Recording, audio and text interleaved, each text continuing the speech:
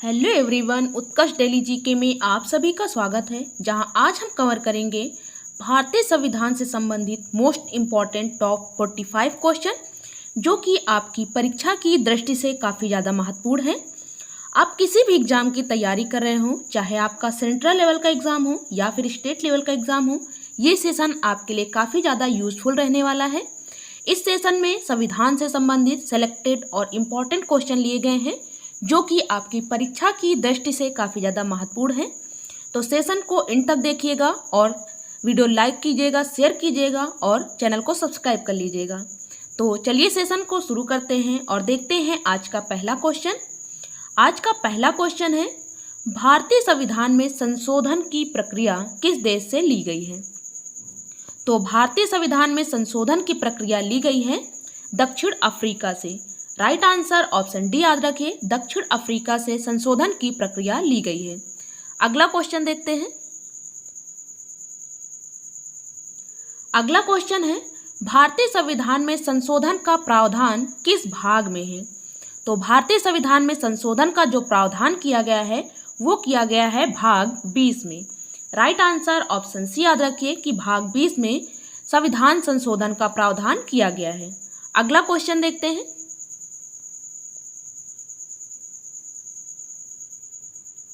अगला क्वेश्चन है, निम्नलिखित में से किस अनुच्छेद के तहत भारतीय संविधान में संशोधन किया जा सकता है?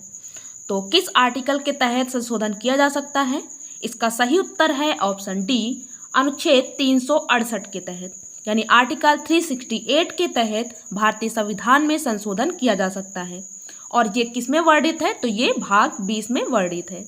अगला क्वेश्चन देखते हैं। अगला क्वेश्चन है, अभी तक भारतीय संविधान में कितने संशोधन हो चुके हैं? तो अभी तक जो वर्तमान समय की स्थिति है, उस समय तक भारतीय संविधान में कुल 105 संशोधन किए जा चुके हैं। तो ये याद रखिए कि वर्तमान समय तक कितने संशोधन किए जा चुके हैं। तो 105 संशोधन किए जा चुके हैं भारतीय संविधान में। राइट आंसर ऑप्शन सी याद रखिए। अगला क्वेश्चन देखते हैं। अगला क्वेश्चन है, निम्नलिखित में से कौन सा कथन भारतीय संविधान के संशोधन के संबंध में सही है? तो पहला ऑप्शन देख लेते हैं, भारतीय संविधान संशोधन की प्रक्रिया दक्षिण अफ्रीका से ली गई है। तो ये सही है कि इसकी प्रक्रिया ली गई है दक्षिण अफ्रीका से। दूसरा है ऑप्शन, इसका वर्णन भाग 20 के अनुच्छेद 368 में किया गया है। तो ऑप्शन बी भी सही है कि इसका वर्णन भाग 20 के अनुच्छेद 368 में किया गया है संविधान संशोधन का। और ऑप्शन सी है, अभी तक भारतीय संविधान में 105 संशोधन हुए हैं। तो कुल कितने संशोधन हुए वर्तमान समय तक? तो 105 हुए हैं। तो ऑप्शन सी भी सही है संशोधन के संबंध में। तो ऑप्शन ए, बी, सी तीनों ही सही हैं। इसका फाइनल उत्तर हो जाएगा ऑप्शन डी, उपयुक्त सभी भारतीय संविधान संशोधन के संबंध में कथन सही दिए हुए हैं। अगला क्वेश्चन देखते हैं। अगला क्वेश्चन है, भारत की सर्वोच्च न्यायालय के किस वाद के फलस्वरूप भारतीय संविधान में संशोधन करना सुनिश्चित किया गया? तो किस वाद के तहत संशोधन करना सुनिश्चित किया गया? इसका सही उत्तर है ऑप्शन बी, केशवानंद भारती बनाम केरलवाद, जो कि 1973 में आया। और इसके तहत भारत की जो सर्वोच्च न्यायालय का ये वाद है, जिसके फलस्वरूप संविधान में संशोधन करना सुनिश्चित किया गया। तो राइट आंसर ऑप्शन बी याद रखें, केशवानंद भारती बनाम केरलवाद। अगला क्वेश्चन देखते हैं। अगला क्वेश्चन है, भारत के सर्वोच्च न्यायालय ने संविधान के आधारभूत ढांचे के सिद्धांत को किस वाद में स्पष्ट किया है? तो आधारभूत ढांचे के सिद्धांत को किस वाद में स्पष्ट किया गया है? इसका सही उत्तर है ऑप्शन सी, केशवानंद भारती बनाम केरलवाद 1973। इसके तहत सर्वोच्च न्यायालय ने संविधान के आधारभूत ढांचे के सिद्धांत को स्पष्ट किया है। अगला क्वेश्चन देखते हैं। अगला क्वेश्चन है, भारतीय संविधान में कितने प्रकार के संशोधन किए जा सकते हैं? तो भारतीय संविधान में कुल 3 प्रकार के संशोधन किए जा सकते हैं। तो राइट आंसर होगा ऑप्शन बी, कुल 3 प्रकार के संशोधन भारतीय संविधान में किए जा सकते हैं। अगला क्वेश्चन देखते हैं।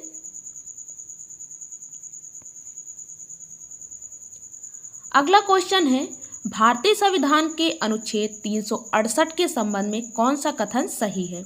तो ऑप्शन ए है अनुच्छेद 368 के तहत संविधान संशोधन होता है, तो राइट है कि 368 के तहत ही संविधान संशोधन किया जा सकता है। ऑप्शन बी है अनुच्छेद 368 में अब तक 3 बार संशोधन हो चुका है, तो ऑप्शन बी भी सही है कि जो आर्टिकल 368 है इसमें भी 3 बार संशोधन किया जा चुका है। और ऑप्शन सी है 7वां संविधान संशोधन 1956 में आया, इसी 368 के अंतर्गत हुआ है। और फिर हुआ है 24वां संविधान संशोधन 1971 में, और फिर हुआ है 42वां संविधान संशोधन 1976 में। ये 3 संशोधन हुए हैं किसमें?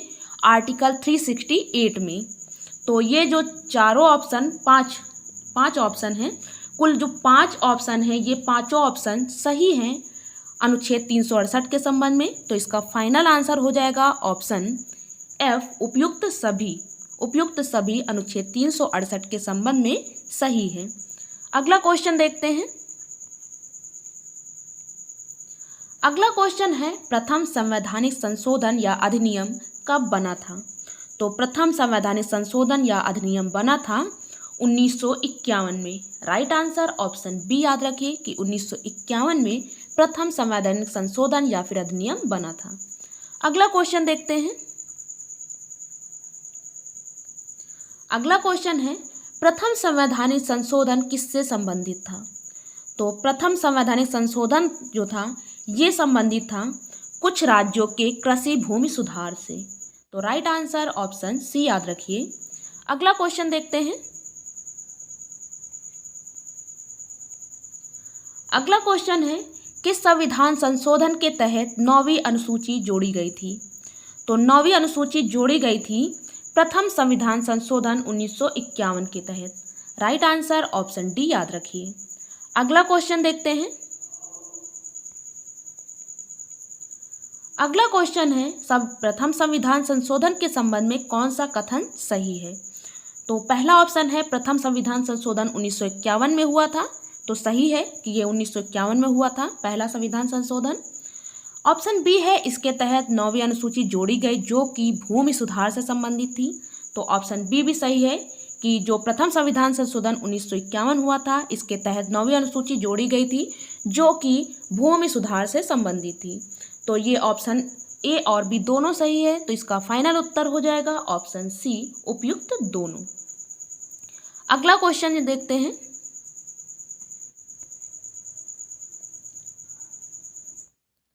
अगला क्वेश्चन है, भारतीय संविधान के 17वें संविधान संशोधन के संबंध में कौन सा कथन सही है? तो ये 17वां नहीं है, ये 7वां है। तो ऑप्शन ए है 7वां संविधान संशोधन 1956 में हुआ था। ऑप्शन बी है इसके तहत भाग 7 राज्यों के वर्गीकरण को समाप्त कर दिया गया था।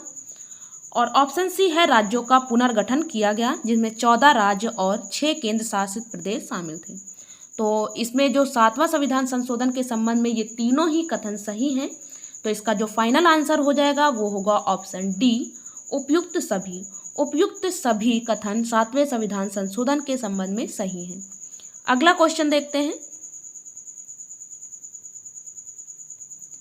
अगला क्वेश्चन है, किस संविधान संशोधन के तहत बेरूबारी, खुलना आदि क्षेत्र पाकिस्तान को हस्तांतरित किए गए, अर्थात भारत और पाकिस्तान के बीच भूमि समझौता हुआ? तो इसका जो ऑप्शन होगा ये होगा ऑप्शन डी, 9वां संविधान संशोधन 1960 के तहत। 9वां संविधान संशोधन 1960 के तहत भारत और पाकिस्तान के बीच भूमि समझौता हुआ था। अगला क्वेश्चन देखते हैं।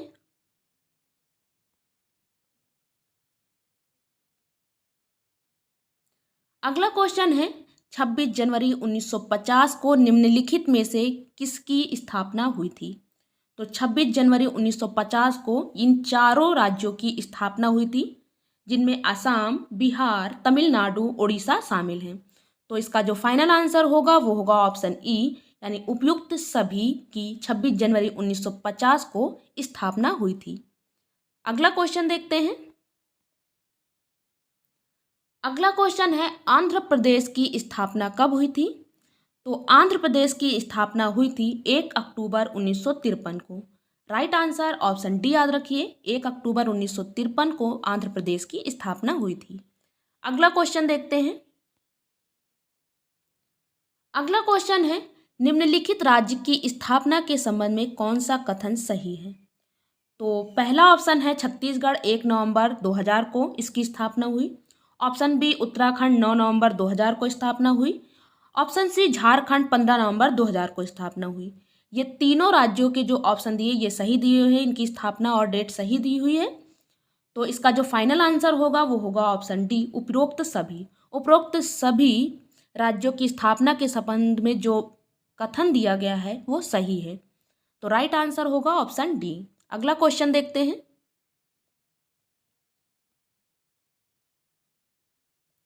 अगला क्वेश्चन है, किस संविधान संशोधन के तहत दिल्ली को राष्ट्रीय राजधानी क्षेत्र का दर्जा दिया गया? तो किस संविधान संशोधन के तहत ये दर्जा दिया गया? इसका सही उत्तर है ऑप्शन सी 69वें संविधान संशोधन 1991। 69वें संविधान संशोधन 1991 के तहत दिल्ली को राष्ट्रीय राजधानी का दर्जा दिया गया। तो राइट आंसर ऑप्शन सी याद रखिए, 69वें संविधान संशोधन 1991। अगला क्वेश्चन देख लेते हैं। अगला क्वेश्चन है, सिक्किम को निम्नलिखित में से किस संविधान संशोधन के तहत पूर्ण राज्य का दर्जा दिया गया? तो सिक्किम को 36वें संविधान संशोधन 1975 के तहत, यानी राइट आंसर ऑप्शन बी है कि सिक्किम का जो पूर्ण राज्य का दर्जा प्राप्त हुआ सिक्किम को, वो 36वें संविधान संशोधन 1975 के तहत प्राप्त हुआ। अगला क्वेश्चन देखते हैं। अगला क्वेश्चन है, निम्नलिखित में से कौन सा कथन सुमेलित नहीं है? तो कौन सा कथन सुमेलित नहीं है इसमें? तेलंगाना 2014 में, झारखंड 2000 में था, ये 2001 नहीं होगा, यही ऑप्शन सही सुमेलित नहीं है। बाकी का उत्तर प्रदेश 1950 सही है, नागालैंड 1963 सही है। तो इसमें पूछा गया कि कौन सा सही सुमेलित नहीं है, तो झारखंड सही सुमेलित नहीं है, तो इसे याद रखिए। अगला क्वेश्चन देखते हैं। अगला क्वेश्चन है, भाषाई आधार पर राज्यों का पुनर्गठन किस वर्ष किया गया था? तो भाषाई आधार पर राज्यों का पुनर्गठन 1956 में किया गया था। राइट आंसर ऑप्शन सी याद रखिए कि 1956 में भाषाई आधार पर राज्यों का पुनर्गठन किया गया था। अगला क्वेश्चन देखते हैं। अगला क्वेश्चन है, भाषा के आधार पर राज्यों के गठन हेतु राज्य पुनर्गठन आयोग की स्थापना कब की गई थी? तो राज्य पुनर्गठन आयोग की स्थापना की गई थी 1953 ईस्वी में। राइट आंसर ऑप्शन डी याद रखिए। अगला क्वेश्चन देखते हैं। अगला क्वेश्चन है, भाषाई आधार पर सर्वप्रथम किस राज्य का गठन हुआ था? तो भाषाई आधार पर सर्वप्रथम आंध्र प्रदेश का गठन किया गया था। तो राइट आंसर ऑप्शन डी याद रखिए कि आंध्र प्रदेश, जिसे सर्वप्रथम भाषाई आधार पर इसका गठन किया गया इस राज्य का। अगला क्वेश्चन देखते हैं।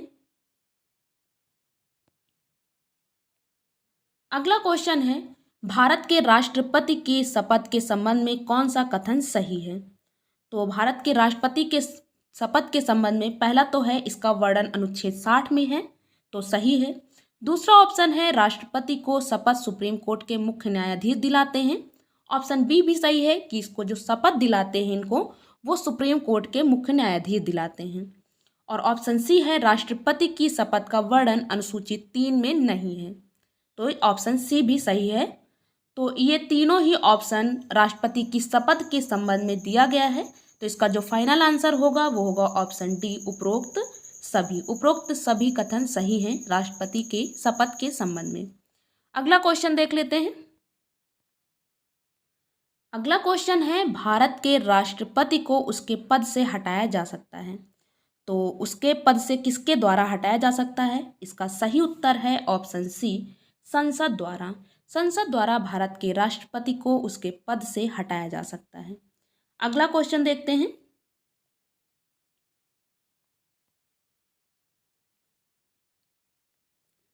अगला क्वेश्चन है, राष्ट्रपति पर महाभियोग का आरोप संसद के किसी सदन द्वारा लगाया जा सकता है? तो ये ऑप्शन सही कौन सा होगा इसमें? तो इसका ऑप्शन सी है, संसद के किसी भी सदन द्वारा लगाया जा सकता है। राइट आंसर ऑप्शन सी याद रखिए। अगला क्वेश्चन देखते हैं।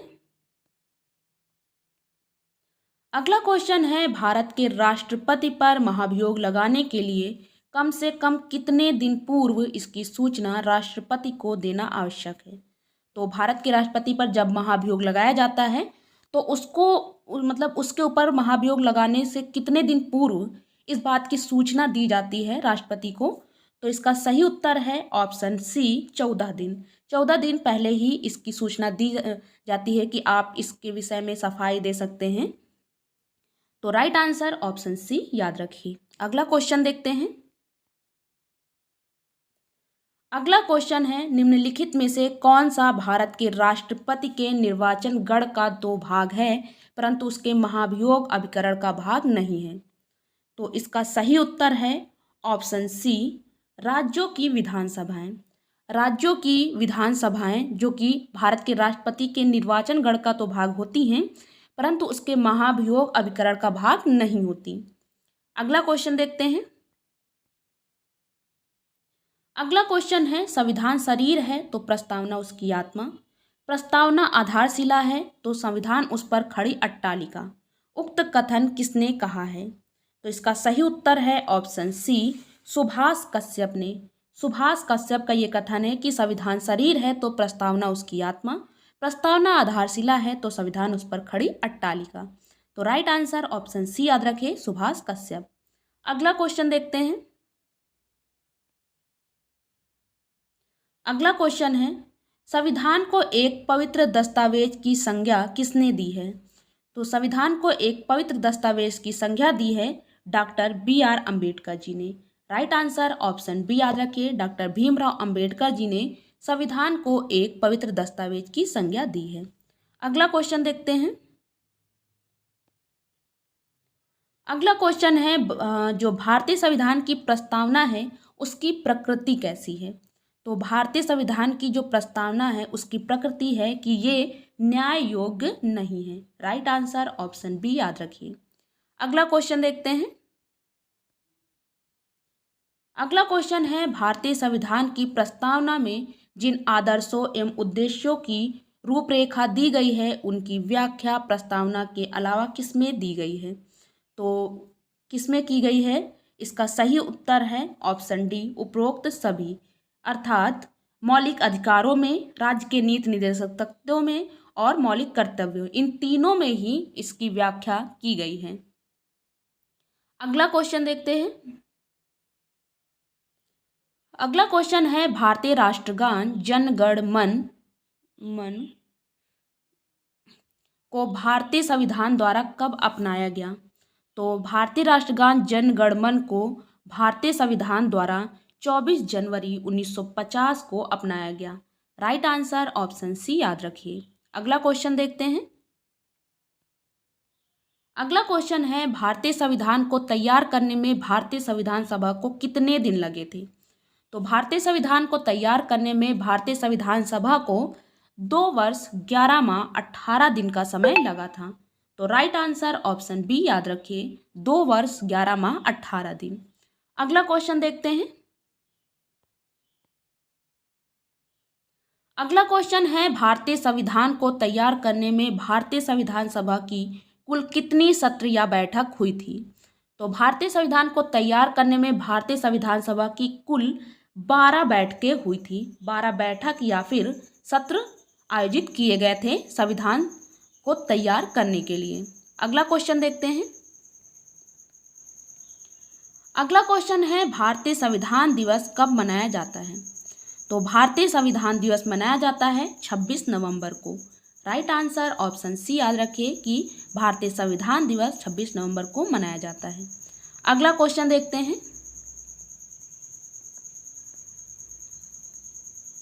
अगला क्वेश्चन है, भारतीय संविधान के किस संशोधन द्वारा संविधान के भाग 22 का अनुच्छेद 394(a) के अंतर्गत हिंदी भाषा में संविधान को लिखने का प्रावधान किया गया?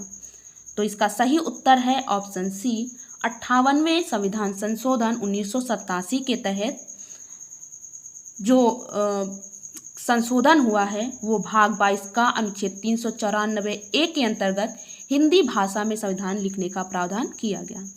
अगला क्वेश्चन देखते हैं।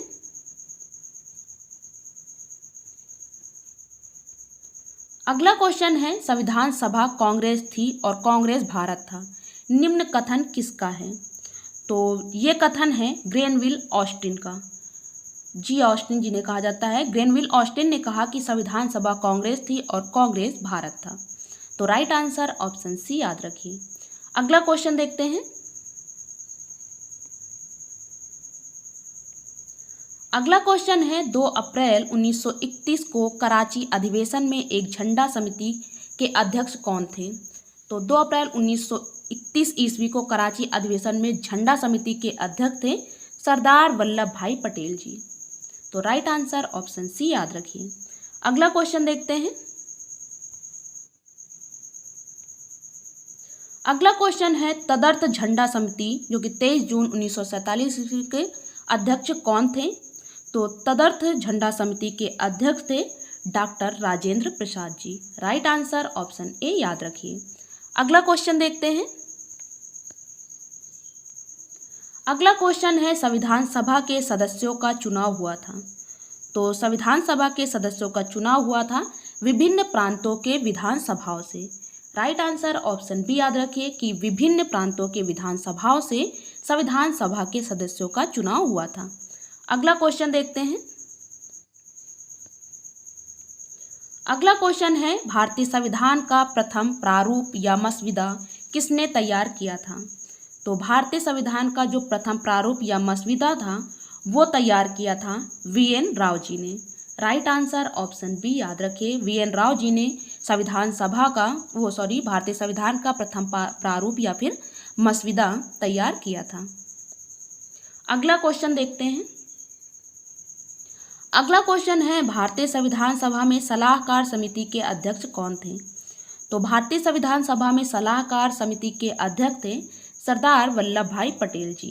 राइट आंसर ऑप्शन डी याद रखिए, सरदार वल्लभ भाई पटेल जी भारतीय संविधान सभा में सलाहकार समिति के अध्यक्ष थे। अगला क्वेश्चन देखते हैं और ये इस सेशन का लास्ट क्वेश्चन है। भारतीय संविधान सभा में सदन समिति के अध्यक्ष कौन थे? तो भारतीय संविधान में सदन समिति के अध्यक्ष थे पट्टाभी सीतारमैया जी। राइट आंसर ऑप्शन बी याद रखिए, पट्टाभी सीतारमैया जी भारतीय संविधान सभा में सदन समिति के अध्यक्ष थे। तो ये रहे भारतीय संविधान से संबंधित मोस्ट इम्पॉर्टेंट टॉप 45 क्वेश्चन जो कि आपकी परीक्षा की दृष्टि से काफ़ी ज़्यादा महत्वपूर्ण है। और आज का ये सेशन आपने अगर पूरा देखा है तो आज का ये वीडियो आपको कैसा लगा कमेंट बॉक्स में ज़रूर लिखिएगा। और वीडियो अगर अच्छा लगा है तो वीडियो को ज़्यादा से ज़्यादा लोगों को शेयर कीजिए, चैनल को सब्सक्राइब कर लीजिए और बेल आइकन पर प्रेस करना बिल्कुल मत भूलिए ताकि आने वाली अगली वीडियो की नोटिफिकेशन आपको जल्द से जल्द प्राप्त हो। तब तक के लिए धन्यवाद।